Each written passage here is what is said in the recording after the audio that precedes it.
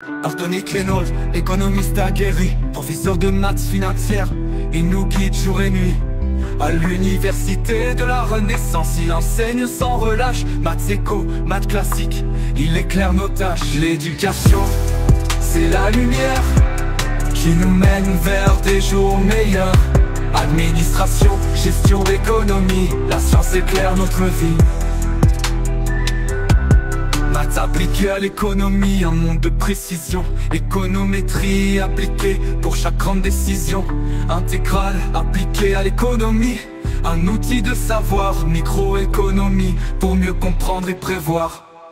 L'éducation, c'est la lumière qui nous mène vers des jours meilleurs.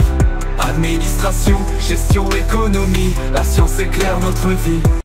Hello, comment nous y est? C'est Mateko Haïti qui entre la caille nous pour une nouvelle vidéo. Jeudi, là, nous portons un bac permanent 2023 SES économie. L'entreprise RPR évolue dans la production d'un bien qui n'a pas de substitut proche. Ses coûts fixes s'élèvent à 5 000 $ et ses coûts variables est de 20 $ par unité produite. La demande RPR est donnée par la relation suivante. Q est égal D100 moins P, où Q est la quantité demandée et P le prix en dollars. Petit a, calculer le coût total RPR.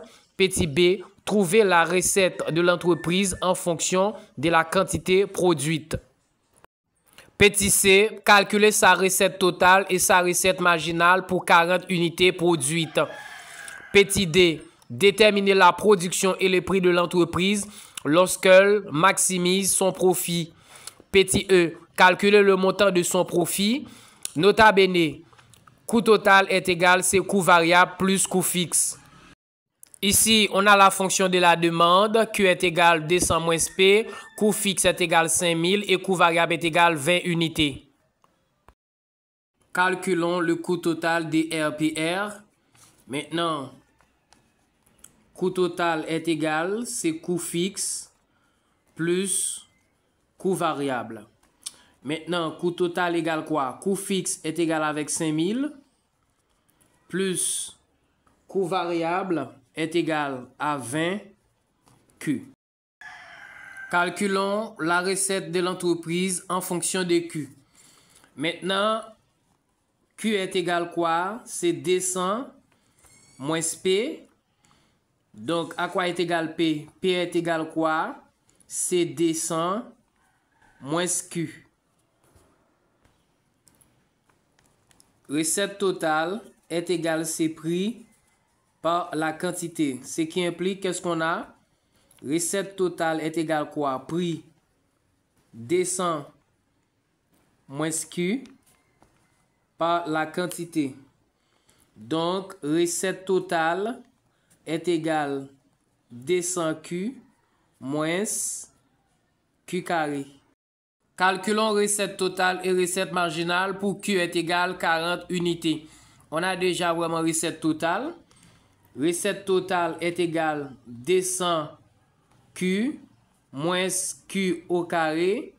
Maintenant, recette totale pour 40 unités, qu'est-ce qu'on a? On a D100 par 40 moins on a 40 au carré. Donc recette totale pour 40 unités est égale avec quoi? Est égale avec 8000 moins 1600. Donc recette totale pour 40 unités, donc après calcul, est égale avec 6400 $. Pour calculer recette marginale pour Q est égal 40 unités, donc on va prendre la dérivée première de la fonction recette totale. Maintenant, qu'est-ce qu'on a? Recette marginale est égale, c'est la dérivée recette totale, toujours par rapport à Q.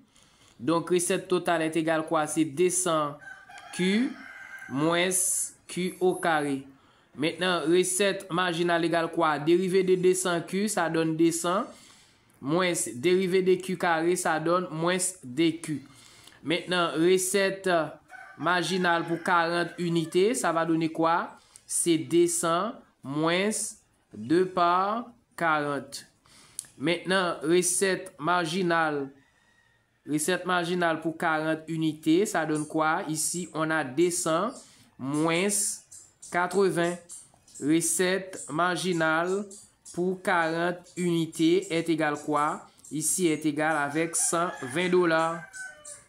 Maximisation du profit. Donc, pour maximiser le profit, recette marginale égale coût marginal. On a déjà vraiment la recette marginale, mais on n'a pas le coût marginal.